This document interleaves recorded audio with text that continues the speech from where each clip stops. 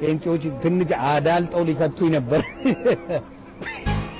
ግን አላህ በቸርነቱ እንደገና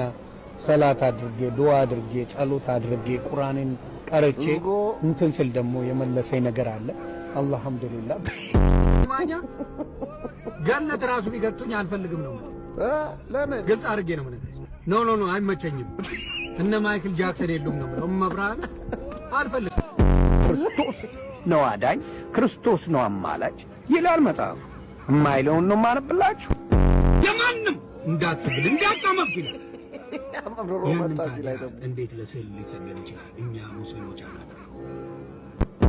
የሀገር ስዕል ደርድረ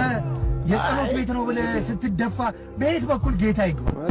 ሙስሊምን ወክለህ ነው አይደል አንተ የምትደነፋው fuck you bitch እኔ ክርስቲያንን ወክዬ ያገባህ bring it on ወዳምላቱ ሄደ ኢየሱስን አምኖ